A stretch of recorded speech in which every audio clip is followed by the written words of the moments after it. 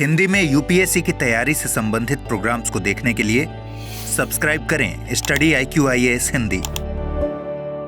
नमस्कार, मैं ओम द्विवेदी स्वागत करता हूं आपका स्टडी IQIAS हिंदी के इस प्लेटफॉर्म पे और स्वागत है आपका हमारे एमसीक्यू प्रोग्राम जिसका नाम है मिशन IAS प्री 2024।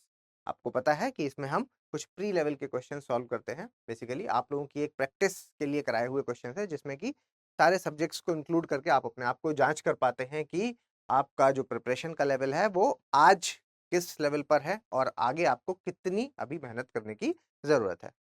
तो इसमें आप लोगों को अगर बेस्ट यूटिलाइजेशन करना है तो पेपर और पेन लेकर के बैठना होता है। मुझे 1-2 कमेंट्स मिले जिसमें कि एनोटेशन के साथ पीडीएफ की डिमांड की गई है।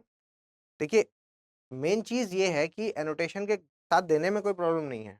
बात ये है कि मैं जितनी बातें बोल रहा हूँ वो सारी बातें लिखता नहीं हूँ उस पर, है ना? और लिख सकता भी नहीं हूँ वरना ये सेशन अपने आप में 1 डेढ़ घंटे का हो जाएगा।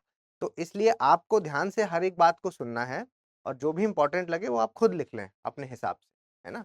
पीडीएफ है जो वो मैं टेलीग्राम पे शेयर कर देता हूँ ताकि आप वहाँ से उसको बाद में डाउनलोड कर सकें और आराम से उसको लगा सकें, ठीक है? क्वेश्चन्स अगर आप पहले से भी सॉल्व करना चाहें तो वो भी आपके लिए पॉसिबल है, ठीक है? टेलीग्राम कहाँ है, टेलीग्राम चैनल कहाँ है वो आपको लास्ट स्लाइड में मिल जाएगा। उसके लिए आपको वीडियो के साथ बने रहना है, ठीक है? चलिए, पहला क्वेश्चन है जो उसको देखते हैं, है ना? बड़े जोश के साथ और उत्सुकता के साथ आपको करना है, ठीक है?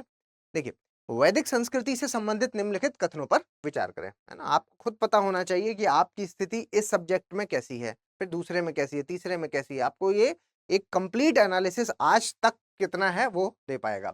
और कभी गलत होते हैं तो उसमें घबराने की जरूरत नहीं है। ये सीखने वाली स्टेज है और सीखने वाली स्टेज पर हमेशा हर एक चीज को पॉजिटिव लेना होता है। जो गलत हुआ वो सीख लिया, जो सही हुआ वो आता है, ठीक है? चलिए, वैदिक संस्कृति से संबंधित। देखिए, वैदिक संस्कृति का मतलब तो आप समझ रहे हैं ना? जैसे वैदिक संस्कृति लिखा है तो यहाँ पर ऋग्वैदिक की बात हो रही है ना? अगर मैं उत्तर वैदिक होता तो यहाँ पे मेंशन्ड होता। सिर्फ वैदिक लिखा है, ऋग्वैदिक की बात हो रही है। चलिए, इस काल में पितृतंत्रात्मक व्यवस्था का प्रचलन था। ध्यान रखिएगा, पितृतंत्रात्मक। इस काल में बाल विवाह विवाह का प्रचलन था। इस काल में विधवा विवाह का प्रचलन था और प्रार्थना में देवियों को देवताओं की तुलना में प्रमुख स्थान प्राप्त था।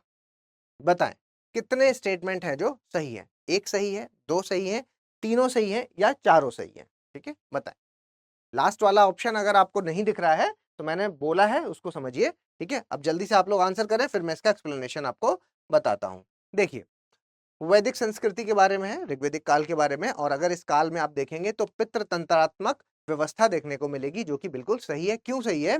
क्योंकि इस समय में क्या था ना, युद्ध बहुत हुआ करते थे और ज्यादा युद्ध होने की वजह से क्या है कि आपको पता है कि शारीरिक व्यवस्था के अगर आप हिसाब से देखेंगे तो पुरुष शक्तिशाली माने जाते हैं, ठीक है? तो पुरुष क्योंकि शक्तिशाली होते थे तो उस वक्त जो है वो पुरुषों की ज्यादा कामना, मतलब लड़कों की कामना ज्यादा हुआ करती थी क्योंकि युद्ध इतने ज्यादा होते थे। तो इसलिए डिमांड है जो वो ये होता था कि भाई चाहत है जो वो लड़के की, पुत्र की चाहत ज्यादा होती थी। तो ये एक पितृसत्तात्मक व्यवस्था थी। ये बात बिल्कुल सही है। इस काल में बाल विवाह का प्रचलन था, ये स्टेटमेंट गलत है। बाल विवाह का प्रचलन ऋग्वैदिक काल में नहीं था। 16-17 के आसपास, 16-17, ठीक है, 16-17 के आसपास ये एज हुआ करती थी, शादी की एज, ठीक है? और इस काल में विधवा विवाह का प्रचलन था। विधवा विवाह अलाउड था, ठीक है? ऋग्वैदिक काल की बात कर रहे हैं तो विधवा विवाह अलाउड है। इसके बाद तीसरे का अगर देखेंगे तो बताइए, कुछ देवियां हैं क्या जिनकी पूजा होती थी उस समय? देवियां हैं कुछ जिनकी पूजा हुआ करती थी, जैसे कि उषा हो गया, अदिति हो गया, ये इनकी पूजा हुआ करती थी, ठीक है? लेकिन ये देवताओं की तुलना में अगर आप बात करेंगे तो इनको देवताओं से प्रमुख स्थान नहीं मिला था, ठीक है? देवियों की एक्सेप्टेंस थी, देवियों की पूजा भी होती थी, लेकिन देवताओं की तुलना में इनका जो स्थान था वो कम था, ठीक? तो ये वाला स्टेटमेंट है जो ये भी गलत हो जाएगा। तो देखिए यहाँ पर कितने स्टेटमेंट सही हुए? 2 सही हुए और 2 गलत हो गए। तो आंसर हो जाएगा इसका केवल 2, बी आंसर हो जाएगा, ठीक है? आगे बढ़े, अगला देखें, कृष्णदेव राय से संबंधित है। कृष्णदेव राय से संबंध में निम्नलिखित कथनों पर विचार करें। उन्होंने अपनी सर्वश्रेष्ठ कृति आमुक्तमाल्यद की रचना संस्कृत में की। दूसरा देखें, पुर्तगाली यात्री बारबोसा, पुर्तगाली, ने विजयनगर साम्राज्य की यात्रा की तथा कृष्णदेव राय के श्रेष्ठ प्रशासन व धर्मनिरपेक्षता की प्रशासन खुले शब्दों में की। उपर्युक्त में से कौन सा कथन सत्य है? पहला सही है, दूसरा सही है, दोनों सही है या दोनों गलत हैं? बताएं। देखिए, पहले स्टेटमेंट की अगर आप बात करेंगे तो उन्होंने अपनी कृति आमुक्तमाल्यद है जो, ये किसके द्वारा लिखा गया है? कृष्णदेव राय के द्वारा ही लिखा गया है। लेकिन वो किस भाषा में लिखा गया है? वो संस्कृत भाषा में नहीं लिखा गया, वो लिखा गया है तेलुगु भाषा में। ठीक है, तेलुगु तेलुगु भाषा में लिखा गया है, संस्कृत भाषा का शब्द नहीं है। संस्कृत में इनकी एक और बुक है, वो आपको बतानी है कमेंट बॉक्स में कि कौन सी कृति है जो कि संस्कृत में कृष्णदेव राय के द्वारा लिखी गई, जल्दी बताएं।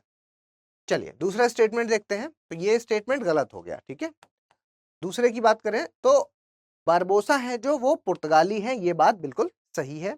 और इन्होंने विजयनगर अंपायर में इन्होंने कृष्णदेव राय के समय में, याद रखिए ये इस तरह के क्वेश्चन पूछे जाते हैं कि कौन सा यात्री किस राजा के समय में आया। ठीक है, ये क्वेश्चन बहुत पॉपुलर क्वेश्चन माने जाते हैं, तो याद रखिए। और वो कहां से बिलोंग करता है ये भी आपको ध्यान रखना है। तो देखिए बारबोसा की बात हो रही है, पुर्तगाली है, बिल्कुल सही बात है। किसके समय में आए हैं? कृष्णदेव राय के समय में आए हैं, ये भी सही बात है। और कृष्णदेव राय के समय में आए हैं तो ऑब्वियसली विजयनगर एम्पायर की इन्होंने यात्रा की। ठीक है, और इन्होंने बताया कि वहां वो उनकी जो प्रशासन था, उनका जो धर्मनिरपेक्षता था, उसका उन्होंने चित्रण है जो वो बिल्कुल खुले शब्दों में किया है। इन सब बुक से हमें उन राजाओं के बारे में इन्होंने जो लिखा है, ठीक है, उससे हमें क्या है, उन राजाओं के बारे में जानकारी मिलती है। ठीक है, उस समय के बारे में जानकारी मिलती है, उस सोसाइटी के बारे में पता चलता है, अर्थव्यवस्था कैसी थी, ये सब पता चलता है। ठीक है, जो इनके जिस तरह से इन्होंने एनालाइज किया और उसके बाद उन्होंने मेंशन किया, स्लेवरी का क्या था, ये सारी चीजें। ठीक है, तो दूसरा स्टेटमेंट यहां पर बिल्कुल सही है, पहला वाला गलत हो जाएगा, बी आंसर इसका हो जाएगा। ठीक है, तीसरा है कि निम्नलिखित में से किस शासक ने जजिया को अलग कर के रूप में वसूलने की नीति अपनाई? जलालुद्दीन खिलजी, अलाउद्दीन खिलजी, मोहम्मद बिन तुगलक या फिरोज शाह तुगलक? जजिया को अलग कर, है ना, एक अलग सेपरेट टैक्स है जो वो बना करके उसको वसूलने के लिए उन्होंने उसकी जो एक पॉलिसी है, नीति है जो वो बनाई। बताइए कौन थे उनमें से जिन्होंने किया? अच्छा, पीछे वाला जो क्वेश्चन है ये वाला, ठीक है, इसमें जो ये आमुक्त माल्यद है ये किस चीज पर लिखी गई है? अगर इस पर अगर कभी क्वेश्चन आ जाए तो ध्यान रखिए, जैसे कौटिल्य की अर्थशास्त्र है, ठीक है, बिल्कुल सिमिलर उसी वे में ये है जो अर्थशास्त्र के समान ये भी राज्य व्यवस्था के ऊपर, राज्य व्यवस्था। ठीक है, अगर आप पिछली से मतलब इससे पहले वाला जो पिछले 2022 का अगर आप प्री का क्वेश्चन देखेंगे तो वहां पर अर्थशास्त्र से ही एक क्वेश्चन पूछा गया है। ठीक है, तो इस तरह के क्वेश्चन आपको क्लिक करने चाहिए और ध्यान देना चाहिए इन पर। ठीक है, आगे देखिए, निम्नलिखित में से किस शासक ने जजिया को, बताए? तो देखिए इसका अगर आंसर बताएंगे तो इसका आंसर हो जाएगा फिरोज शाह तुगलक ने। ठीक है, फिरोज शाह तुगलक ने जजिया जो था, जजिया एक टैक्स हुआ करता था, उसको उन्होंने क्या किया, पहले ये किसमें हुआ करता था? भू राजस्व में ही हुआ करता था, और फिर उन्होंने क्या किया, इसको एक अलग टैक्स बना दिया। फिरोज शाह तुगलक अपने आप को सच्चा मुसलमान मानते थे और उन्होंने जजिया को भू राजस्व से अलग किया, सेपरेट एक टैक्स बनाया, ब्राह्मणों पर भी ये लागू किया। उसके अलावा जो बच्चे थे, महिलाएं थी, अपंग थे, इनको छोड़ करके बाकी ये जो जजिया कर था, सेपरेट टैक्स जिसको बनाया, वो सब पर लागू था। ठीक है, तो ये चीज आपको ध्यान रखनी है, किसके द्वारा किया गया था? फिरोज शाह तुगलक के द्वारा। ठीक है, आंसर इसका डी हो जाएगा। अगला देखिए, उलुक और दावा व्यवस्था निम्नलिखित में से किससे संबंधित है? दावा व्यवस्था, ठीक है, देखिए गुप्तचर व्यवस्था है, ये एक शिल्पकारी से संबंधित है, या डाक व्यवस्था है, या नैतिकता के कुछ नियम है? बताएं जल्दी। ठीक है, मध्यकालीन समय से संबंधित ये स्टेटमेंट है, बताइए जल्दी। उलुक और दावा व्यवस्था, देखिए ये है आपकी डाक व्यवस्था से संबंधित। तो उलुक क्या होता था? जो राजकीय घुड़सवार होते थे, ठीक है, तो घोड़े के माध्यम से एक से दूसरी चुंगी, दूसरी से तीसरी चुंगी, 4-4 मील पर ये स्थापित किए जाते थे, खड़े रहते थे, और फिर जो डाक होती थी उसको ऐसे एक से दूसरे में ट्रांसफर किया जाता था। दावा व्यवस्था की अगर आप बात करेंगे तो यहाँ पर क्या है कि संदेश वाहक है जो, वो एक से मतलब पैदल जा करके आपकी जो डाक होती थी उसको गंतव्य स्थान तक पहुंचाता था। ठीक है, तो ये दूसरा हो जाएगा, तो यहां पर आंसर हो जाएगा आपका सी, ध्यान रखिएगा इसको। ठीक है, जो मेडाइवल में जो टर्मिनोलॉजी होती है वो बड़ी इंपॉर्टेंट होती है। ठीक है, टर्मिनोलॉजी से वहां से कई बार क्वेश्चन इस तरह से आ जाते हैं, स्पेशली अगर हम प्रशासनिक व्यवस्था को देखेंगे, एडमिनिस्ट्रेशन को देखेंगे, तो वहां की जो टर्म्स वहां पर यूज होते हैं मेडाइवल टाइम पे, एंशिएंट के समय पे जो टर्म्स यूज होते हैं उन वहां से क्वेश्चन बना दिए जाते हैं। यूपीएससी में कई बार ये चीज देखी गई है। ठीक है, चलिए आगे बढ़ते हैं और उससे पहले मैं आपको इंपॉर्टेंट इन्फॉर्मेशन हमारे मॉर्निंग बैच के बारे में दे देता हूं, जो कि 23 अक्टूबर से शुरू हो रहा है। ध्यान रखिएगा, 23 अक्टूबर से शुरू हो रहा है। और अगर आपका सपना आईएएस बनने का है और आप पूरी तरीके से तैयारी करना चाहते हैं तो ये बैच आपके लिए बड़ा कारगर सिद्ध हो सकता है। P2I बैच है। P2I बैच हमारे जो भी होते हैं उसमें आप ये देख पा रहे हैं P2I है। ठीक है, तो P2I में क्या होता है कि आपकी फाउंडेशन कराया जाता है, आपका सक्सेस इन प्रीलिम्स के तहत प्री को स्पेशल फोकस किया जाता है, सक्सेस इन मेंस के तहत आपको मेंस की तैयारी कराई जाती है और फिर उसके बाद आपके इंटरव्यू की भी तैयारी इसमें कराई जाती है। मतलब प्री से लेकर के इंटरव्यू तक का कंप्लीट एक पैकेज है ये। इसमें आपके पास एक स्पेशल फीचर होता है कि अगर आप प्री पास करते हैं तो आपको आवासीय कार्यक्रम के तहत यहाँ बुला लिया जाता है। अलग से आपको कुछ पे नहीं करना होता, ये इसका एक पार्ट है। ठीक है, तो उसमें आपको यहाँ पर किताबें, लाइब्रेरी, रहना, खाना, A to Z सारी फैसिलिटी है जो वो इंस्टीट्यूट प्रोवाइड करता है। उसकी कंडीशन यही है कि आपको प्री उसमें पास करना होता है। तीनों भाषाओं में स्टार्ट हो रहा है ये। हिंदी में आप लेना चाहें, इंग्लिश में लेना चाहें या फिर बाइलिंगुअल, किसी में भी आप लेना चाहें तो ये अवेलेबल है। सिल्वर वाला लेंगे तो 18 महीने में ये कोर्स कंप्लीट कराया जाएगा और 24,000 रुपए यहाँ पर आपको पे करने होंगे। और गोल्ड में 30 महीने के लिए है जिसमें आपको 27,000 रुपए पे करने होंगे। और 42 महीने का प्लेटिनम कोर्स है जो कि आपको 30,000 रुपए में मिल जाएगा। अब ये जो मैंने प्राइस लिखा है 24, 27 और 30, ये आपको तभी मिलेगा जब आप ओम लाइव कोड का इस्तेमाल करेंगे। तो ध्यान रखिएगा, ओम लाइव कोड का आपको इस्तेमाल करना है। ठीक है, चलिए आगे बढ़ते हैं।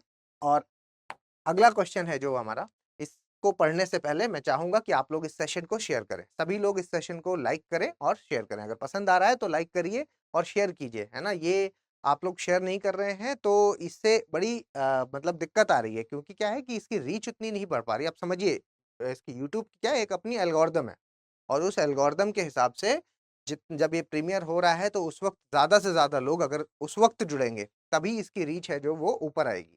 तो वो इम्पॉर्टेंट है, मेरे लिए इम्पॉर्टेंट है, आपके लिए भी इम्पॉर्टेंट है। क्यों? क्योंकि तभी मैं इसको कंटिन्यू भी कर पाऊंगा, है ना। तो इसलिए आप लोगों का मुझे यहाँ पर सपोर्ट चाहिए।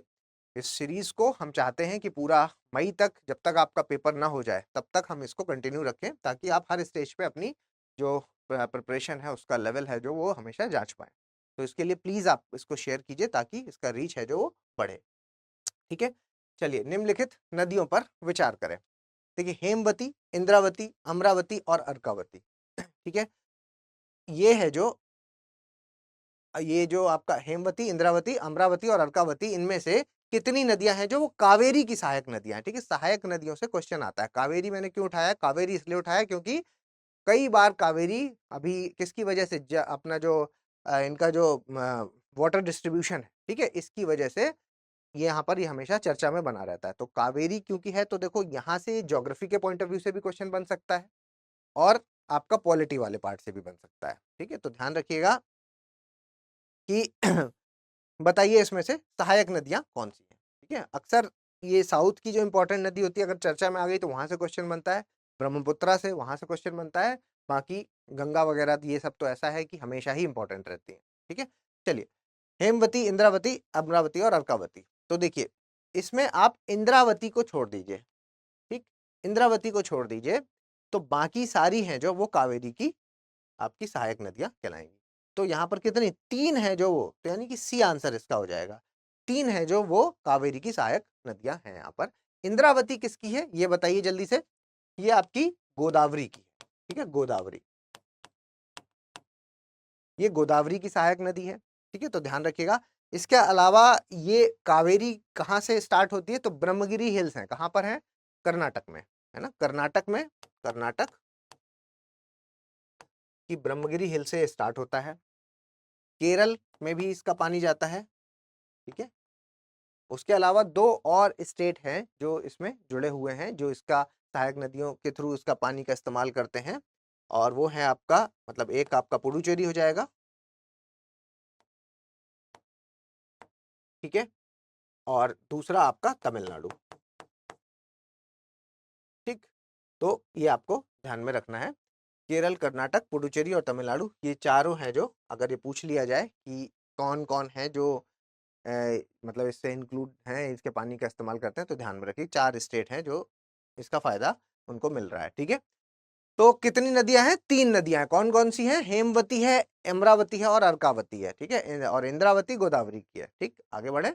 अगला देखिए, निम्नलिखित कथनों पर विचार करें। कश्मीर हिमालय में हिमनद के जमाव को करेवा कहा जाता है। करेवा, ये शब्द पता है आपको? करेवा किसको? हिमनद के जमाव को। ठीक है, और यहां पर केसर की खेती के लिए इसको उपयुक्त माना जाता है। केसर की खेती के लिए। तो बताइए कौन सा कथन है जो सत्य है? एक, दो, दोनों या फिर कोई भी नहीं है।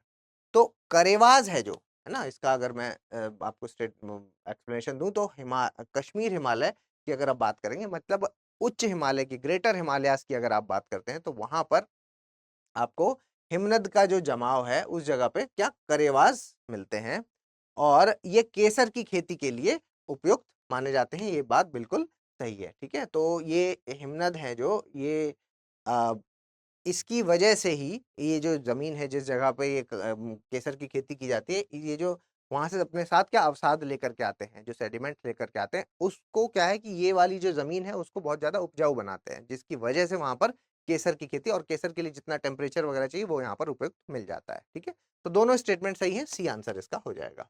आगे बढ़े।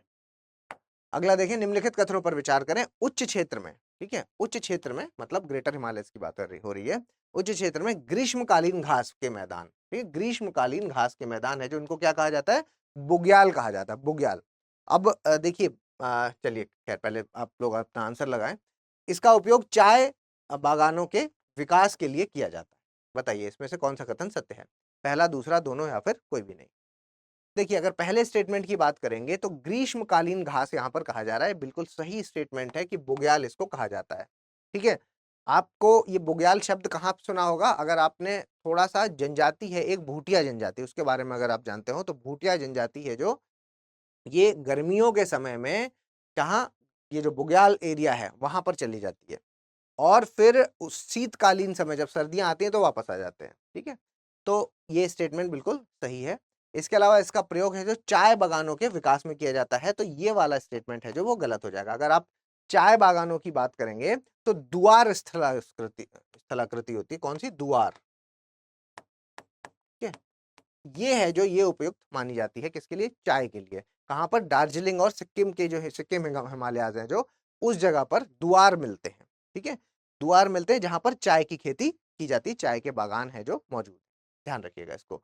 इसके अलावा एक फैक्ट आपको ये पता होना चाहिए कि ये जो दुआर है, ये यहाँ पर जैसे क्या है कि जो हिमालयास का पानी है, ठीक है, वो वहां से नदियां, ये बाढ़ प्रभावित क्षेत्र होता है। ठीक है, तो वहां से जब नदियां आती हैं, बाढ़ बाढ़ आ जाती है इस एरियाज में, तो क्या होता है कि वो अपने साथ साथ अवसाद भी लेकर के आती हैं, और वो ही अवसाद है जो वो इसको क्या बनाता है, वो इस चाय की खेती के लिए उपयुक्त बनाता है। ठीक है, ध्यान रखिएगा। आपका दुआर। ठीक है, तो यहां पर कितना, एक स्टेटमेंट सही है, एक गलत है, तो आंसर इसका ए हो जाएगा। अगला देखिए, निम्नलिखित स्थानिक वृक्षों पर विचार कीजिए। सागवान, शीशम, चंदन और रबड़, है ना। सागवान, शीशम, चंदन, रबड़, इनमें से उपर्युक्त में से कितने वृक्ष हैं जो वो उष्णकटिबंधीय सदाबहार वृक्षों के प्रकार हैं? उष्णकटिबंधीय सदाबहार वृक्ष। ठीक है, देखिए, आपका जब इकोलॉजी वाला पोर्शन आता है ना, और इस तरह के जब कुछ क्वेश्चंस आते हैं, तो ये बड़ा मुश्किल हो जाता है इनको अलग अलग कर पाना। ठीक है, तो एक तो मेरा आपसे सजेशन है कि प्रीवियस ईयर के सारे क्वेश्चन एक बार जरूर लगा लीजिए। प्रीवियस ईयर से ही आपके बड़े सारे आंसर हैं जो इन्फर हो जाते हैं, निकल आते हैं। आप देखेंगे कि जो पहले पहले हुए, अब देखिए, सागौन अंदाज लगा सकते हैं आप, लेकिन कई बार वो अंदाज है जो वो गलत भी हो जाएगा। जैसे कि अगर आप एरिया के हिसाब से लगाएंगे, आपको अगर ये पता है कि उष्णकटिबंधीय वृक्ष या सदाबहार वृक्ष हैं जो वो किस जगह पर मिलेंगे, और आपका जो पर्णपाती है वो किस जगह पे मिलेगा, ठीक है, तो एक मोटा मोटा आइडिया तो लग जाता है। बट फिर भी बहुत से ऐसे वृक्ष होते हैं जो, जिनको हमने सिर्फ पढ़ा तो होता है लेकिन कभी देखा नहीं होता। जो देखे वाले हैं वो तो आप अंदाज लगा लेंगे, मुझे पता है ना। पर्णपाती बताइए इनमें से कौन है ना। तो देखिए, ये सागौन हो गया, शीशम हो गया, और जो चंदन है, ये आपका पर्णपाती में आ जाएंगे, उष्णकटिबंधीय पर्णपाती में आ जाएंगे। ठीक है, लेकिन रबर है जो, ये किसका है? ये सदाबहार वृक्षों में आता है। तो यहाँ पर पूछ रहा है कितने सदाबहार वृक्ष है, तो एक ही है, ए आंसर हो जाएगा, सिर्फ एक ही है, रबर। ठीक है, याद आपको सदाबहार वाले रखने हैं। आपने सुना होगा इबोनी, है ना। इबोनी है जो, वो आपका सदाबहार में आता है। इसके अलावा महोगनी आता है, रोजवुड आता है, रबर आता है, ठीक है, महोगनी, रोजवुड, रबर। तो मैं जो एग्जाम्पल बता रहा हूँ कम से कम इतने तो आपको याद रखने ही, कौन कौन से, रबर हो गया, महोगनी हो गया, एबोनी हो गया और आपका रोजवुड हो गया, ये आपके सदाबहार के हैं, ठीक है। अगर ये नाम होते तो ये नाम अधिकतर जो ये वेस्टर्न घाट्स वगैरह में आपका जो नॉर्थ ईस्ट वाला एरिया है, पूर्वोत्तर वाला क्षेत्र है, वहां पर मिल जाते हैं आपको, ठीक है। तो अक्सर ये जो नॉर्थ वाले बेल्ट के लोग हैं उन्होंने ये नहीं देखे होते, ठीक है, तो इसलिए कंफ्यूजन यहाँ पर हो जाता है। तो ध्यान दीजिएगा इसको, ए आंसर इसका हो जाएगा। एक ही है जो आपका उष्णकटिबंधीय सदाबहार वृक्षों में, बाकी ये तीनों पर्णपाती में आ जाते हैं, ठीक है। अगला देखें, संविधान के प्रमुख लक्षणों पर विचार करें। शक्तियों का परिसीमन, विधि के समक्ष समता और स्वतंत्रता और नागरिक अधिकार। उपर्युक्त में से कितने विधि के शासन के प्रमुख लक्षण हैं?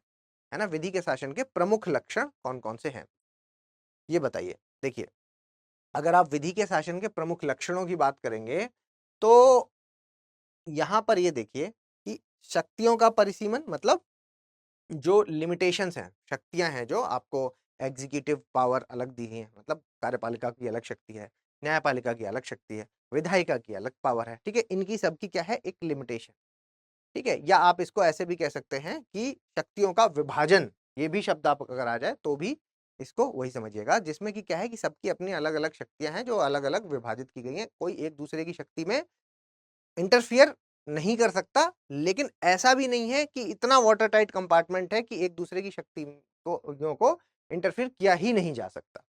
नॉर्मली नहीं करते हैं, सबका अपना अपना डिवीजन अलग है कि कौन सी किसकी पावर है वो पता है, ठीक है। तो ये विधि का शासन, ठीक है, लॉ ऑफ रूल की यहाँ पर बात कर रहा है।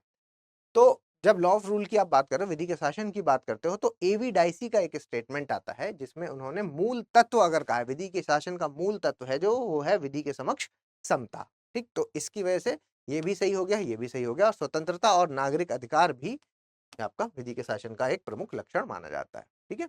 तो तीनों ही सही है, आंसर सी हो जाएगा इसका, ठीक है। ऑप्शंस तो अब तक आपको याद हो गए होंगे ना, कि देखिए ये मतलब जैसे नीचे वाला अगर आपको नहीं दिख रहा है तो उस केस में मैं बता रहा हूँ कि जब 3 होते हैं तो जनरली केवल 1, केवल 2, तभी 3, और अगर नीचे ना दिखे तो कोई भी नहीं है वो, ठीक है। और अगर 4 वाले हैं तो लास्ट में हम क्या रखते हैं, केवल 4, तभी 4, ठीक है। अच्छा, ये अगर कोई ऐसा है जिसने अभी तक अगर पीछे के क्वेश्चंस लगाए नहीं है तो मेरी रिक्वेस्ट है कि पीछे की पूरी प्लेलिस्ट बनी हुई है, वहां पर जाएं और वहां से आपको क्वेश्चंस हैं जो सॉल्व करने हैं। इसकी जो पीडीएफ है वो टेलीग्राम से डाउनलोड कर लीजिएगा, ठीक है, तो सारा आपका कंप्लीट हो जाएगा। चलिए, शिक्षा के अधिकार से संबंधित निम्नलिखित कथनों पर विचार करें। शारीरिक दंड एवं मानसिक उत्पीड़न, मान्यता के बिना विद्यालय का संचालन और बच्चों के प्रवेश के लिए जांच प्रक्रिया। उपर्युक्त में से कितने शिक्षा के अधिकार अधिनियम, जो शिक्षा का अधिकार अधिनियम है उसके तहत प्रतिबंधित हैं? बताएं, बताएं, जल्दी बताएं। देखिए, इसका मैं आंसर बताऊं इससे पहले जो नए लोग जुड़ रहे हैं वो सेशन को प्लीज शेयर करें, और अगर पसंद आ रहा है तो इसको लाइक करें, ठीक है। पसंद आ रहा है तो लाइक करें और सेशन के साथ सेशन को शेयर करें ताकि इसकी रीच है जो वो बढ़ जाए, ठीक है। और ये आप ही की जिम्मेदारी है, देखिए रीच बढ़ाना इंपॉर्टेंट है, यही इस सीरीज की मांग है, यही इसकी फीस है, ठीक है। बाकी आपको कहीं कुछ पे थोड़ी ना करना है इसके लिए, बस शेयर कर देना है ताकि रीच है जो वो बढ़ जाए इसकी। चलिए देखिए, शिक्षा के अधिकार की अगर आप बात करते हैं तो इसमें शारीरिक दंड एवं मानसिक उत्पीड़न, है ना, शिक्षा के अधिकार अधिनियम है जो, उसके तहत ये कुछ नियम है, जो कुछ लिमिटेशंस हैं जो वो लाई गई, जो कुछ चीजें हैं जिनको प्रतिबंधित किया गया, और इसके तहत ये है कि भाई शायद किसी को, किसी बच्चे की पहले क्या होता था कि इतनी मार पिटाई हो जाती थी, या जिसकी वजह से बच्चे क्या है कई बार सुसाइड जैसी चीजें भी कर लेते थे, अपने आप की वो बेइज्जती फील करके और वो सारी चीजें। तो इसकी वजह से शारीरिक दंड और मानसिक उत्पीड़न को पूरी तरीके से यहाँ पर प्रतिबंधित किया गया है, बिल्कुल सही बात है। दूसरा, अगर आप देखेंगे मान्यता के बिना अगर कोई विद्यालय है, ये तो कॉमन सी बात है, विद्यालय है कोई जिसको मान्यता नहीं मिली है तो उसका संचालन अब नहीं किया जाता। पहले आप लोगों ने गांव वगैरह में देखा होगा कि स्कूल हैं जो वो बिना मान्यता के भी लोग खोल लिया करते थे, ठीक है, लेकिन अभी मान्यता के बिना संचालन नहीं किया जा सकता। बच्चों के प्रवेश के लिए जांच प्रक्रिया, अब आपको पता है कि शिक्षा का अधिकार के तहत 6 से 14 साल के बच्चे को क्या है, कंपलसरी एजुकेशन की बात करता है। अब कंपलसरी एजुकेशन की जब आप बात कर रहे हो और वहां पर आपने बच्चे के लिए अगर ये रख दिया और वो क्वालिफाई नहीं कर पाया तो वो तो शिक्षा से वंचित रह जाएगा, ठीक। तो ये बात भी बिल्कुल सही है, ये भी एक लिमिटेशन का पार्ट है। ठीक है, तो तीनों ही सही है, सी आंसर इसका हो जाएगा। अगला देखें, निम्नलिखित कथनों पर विचार करें। अनुच्छेद 214 के अंतर्गत प्रत्येक राज्य के लिए एक उच्च न्यायालय होना अनिवार्य है। सातवां संविधान संशोधन है जो 1956 वाला, उसके अंतर्गत संशोधित अधिनियम अनुच्छेद 231 है जो, उसके तहत संसद को 2 या अधिक राज्यों के लिए एक उच्च न्यायालय के प्रवेश की शक्ति प्रदान की गई है। उपर्युक्त में से कौन सा कथन सत्य है? बताएं, बताएं जल्दी, कौन सा कथन सत्य है? देखिए, अगर आप पहले स्टेटमेंट की बात करेंगे तो अनुच्छेद 214 के अंतर्गत प्रत्येक राज्य के लिए एक उच्च न्यायालय होना अनिवार्य है, बिल्कुल सही बात है ये। और फिर उसके बाद क्या हुआ, आपने लेकिन देखा होगा कि कई सारी ऐसी जगहें हैं जो एक न्यायालय है जो वो ही दूसरे को भी वहां पर कर रहा है, मतलब एक से ज्यादा भी जगह को उसका संचालन भी ये कर सकता है। ठीक है, तो यहाँ पर देखिए ये कौन से में आया था, 7वें संविधान संशोधन में 1956 वाला है, उसके अंतर्गत ये चीज संशोधित की गई। किसमें संशोधन हुआ था? आर्टिकल 231 में संशोधन हुआ था, जिसने बताया कि संसद को 2 या अधिक राज्यों के लिए एक उच्च न्यायालय का गठन है जो वो किया जा सकता है, संसद के पास इसकी शक्ति है। ठीक है, तो ये भी ध्यान रखिएगा, एक इन्फॉर्मेटिव क्वेश्चन है। दोनों आर्टिकल हैं जो उनका नाम आप ध्यान में रखिएगा, कब हुआ था ये? 7वें संविधान संशोधन 1956 में। ठीक है, तो दोनों स्टेटमेंट सही है, आंसर सी हो जाएगा इसका। अगला देखिए, निम्नलिखित रोगों पर आपको विचार करना है। डेंगू, खसरा और इन्फ्लुएंजा, उपर्युक्त में से कितने रोग हैं जो वो वायरस से होने वाले रोग हैं? बताएं।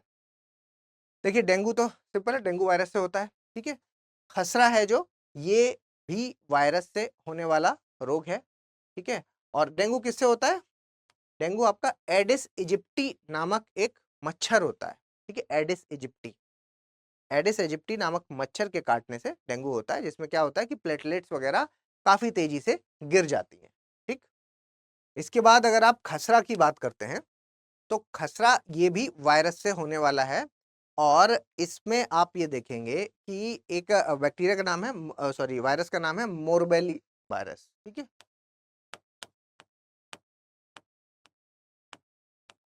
मोरबेली वायरस होता है। ठीक है, और इसका चेचक का टीका लगा करता है ना। और इन्फ्लुएंजा है जो, इन्फ्लुएंजा है जो, ये मिक्सो वायरस करके होता है। क्या होता है? Myxo virus, myxo virus. ठीक है, ये इसके वायरस का नाम होता है, मिक्सो वायरस। और बेसिकली इसमें क्या, श्वास नली जो होती है वहां पे प्रॉब्लम आ जाती है। ठीक, तो ध्यान रखिएगा, तीनों ही स्टेटमेंट हैं जो वो तीनों ही जो बीमारियां ये वायरस से होने वाली बीमारियां हैं, तो सी आंसर इसका हो जाएगा। ठीक है,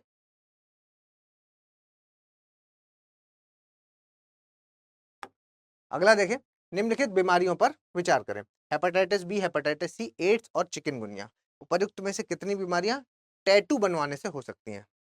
ये एक बार टैटू से रिलेटेड क्वेश्चन यूपीएससी में पूछा हुआ है, अगर आप आई थिंक 14-15 के आसपास पूछा है, 2014-15 के आसपास। ठीक है, तो जब भी ऐसी कोई बीमारी जो मतलब प्रचलन में है, लोग टैटू आजकल बहुत ज्यादा प्रचलन में आ गया, बना रहे हैं, तो ऐसा कुछ अगर हो रहा है तो आपको ध्यान में रखना होता है। ठीक है, तो बताएं, hepatitis B, hepatitis C, AIDS और चिकनगुनिया, तो इनमें से कौन सी है जो टैटू से हो सकती है? तो देखिए, हेपेटाइटिस बी, सी और एड्स, ठीक है, ये तीनों हैं जो ये आपके टैटू से हो सकते हैं। चिकनगुनिया इससे नहीं होता है।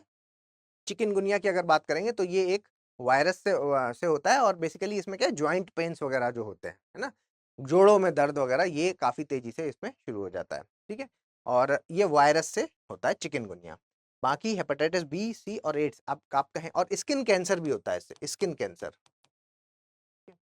और इसका कारण क्या है कि क्योंकि टैटू एक निडल, सुई होती है, सुई से बनाया जाता है। अब वो सारे मानक जो कि प्रॉपर, आप अगर किसी के यहाँ जाएंगे, किसी अच्छी शॉप पर जाएंगे, तो वहां आप देखेंगे कि पहले आपके ब्लड का जांच की जाएगी, और फिर उसके बाद ये भी देखा जाएगा कि क्या ये आपकी स्किन के लिए सूट करेगा या नहीं करेगा। फिर आपको इन्फॉर्म किया जाएगा कि हाँ आप बनवा सकते हैं, आप नहीं बनवा सकते, है ना। तो ये सारी चीजें लोकल में होती नहीं है। तो जनरली क्या आप देखते हैं, रोड साइड लोग, छोटी मोटी दुकान होती है, वहां जाते हैं और वो सबके बना देते हैं। तो कई बार इस तरह से एक ही निडल है, उसी निडल का आपने यूज कर लिया, तो जो ब्लड है वो उसका इंटरचेंज हो गया, जिसकी वजह से क्या है, एड्स जैसी बीमारी भी हो जाती है। ठीक है, तो ध्यान रखिएगा, हेपेटाइटिस बी, हेपेटाइटिस सी और आपका एड्स, ये टैटू बनवाने से हो सकते हैं।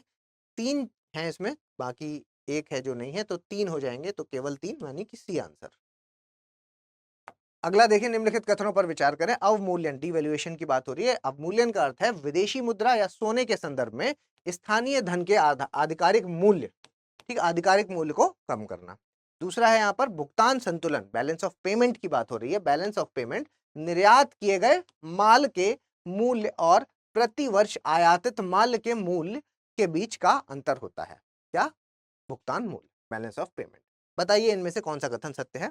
एक सही है, दो सही है, दोनों सही है या दोनों गलत है? बताएं।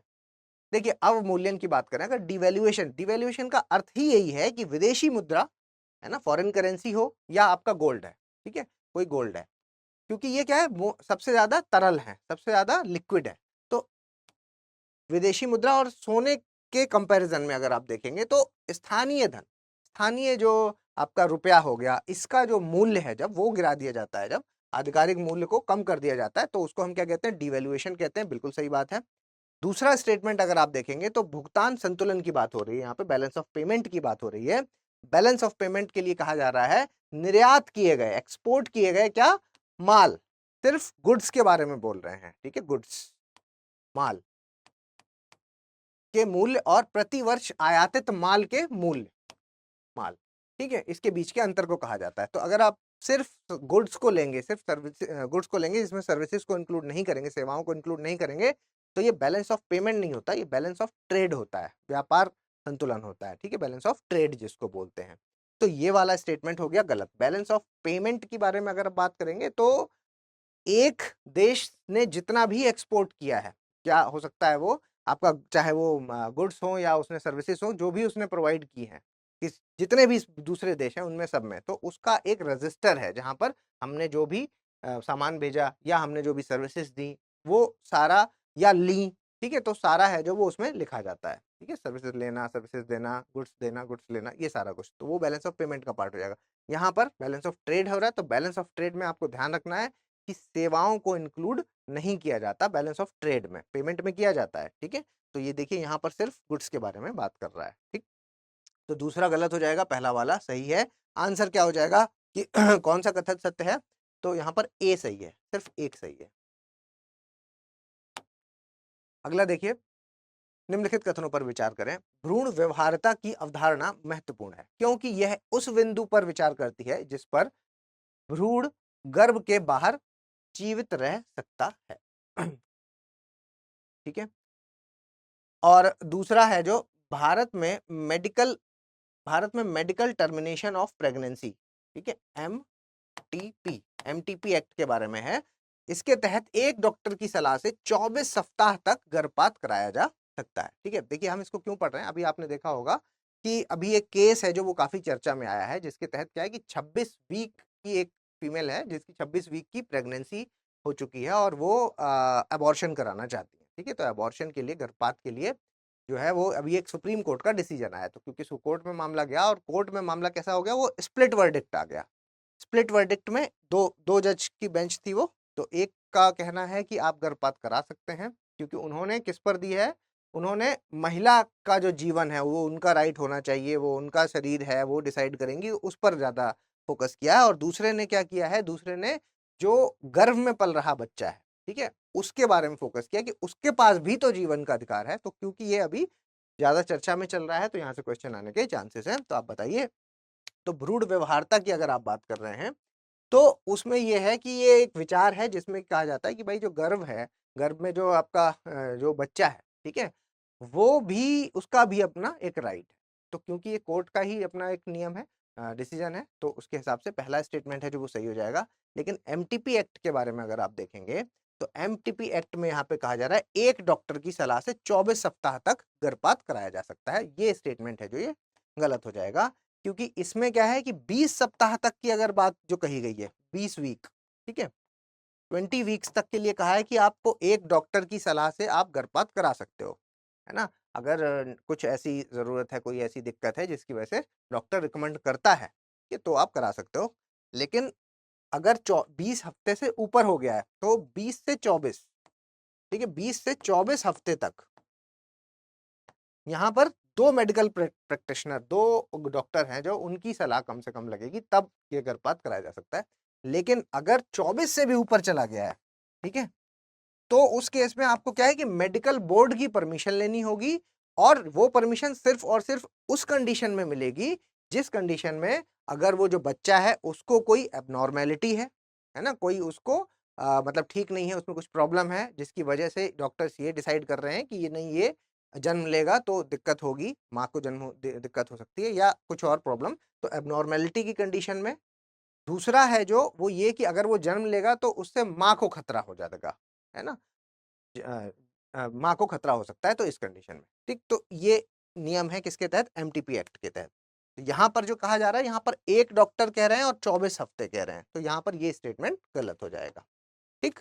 तो उपर्युक्त में से कौन सा कथन सत्य है, पहला वाला सही है, ए आंसर इसका हो जाएगा, ठीक है।